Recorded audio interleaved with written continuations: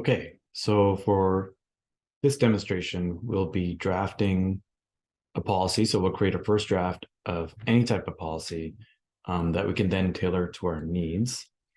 And here, what I want to show you is the prompt I gave to the GPT chat. Can you draft me a policy on internal controls for cash that I can use as a starting point for my organization? So this is really helpful where you just don't know where to start. This is a very generic prompt, but as you can see, because I asked for a policy, it knows to kind of give me the form and the template of what a policy looks like, and how I would structure that type of document. And then if you go in, there are a number of things that you would find in a cash management policy. So is this sort of complete? No, but it's, for smaller organizations, private sector, public sector, I think it's really helpful where you come out of a board meeting and they've asked you to create a policy on something and you don't know where to start. And what you can do from here is sort of, tailor it to your needs. I won't go into the details of what it's given here. Try to think, is there something missing? Is there something, are there specific systems we can put in there? And then you can have your auditor review it and spend a lot less time as opposed to going to your auditor or your accountant and trying to say, I need to draft a policy from scratch. So it's saving time that way.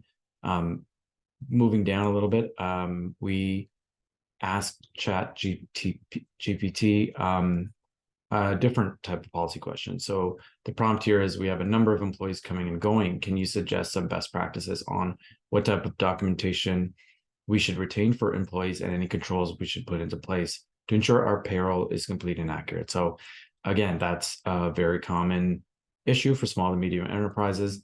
And, in a matter of seconds, this will give you a very, a starting point. I would say a generic starting point. So one thing I want to highlight here is it says, social security number. So what you can always do is be even more specific in the prompt and maybe say Canada or Ontario, and it might tailor it further. You might say what type of organization you are. It might tailor it further. And also after the first draft, you can continue to have a conversation and ask it to revise different things. Like if there's something here, for example, timesheets, time cards, etc. If there's something unique to your organization, you could ask it to modify bullet number 2 to account for that thing.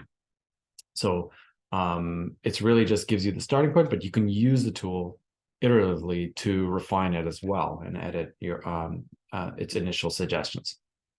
And then again, the final thing I asked it was, this is especially with ESG, different types of disclosure requirements, reporting requirements, boards being more concerned with ESG factors.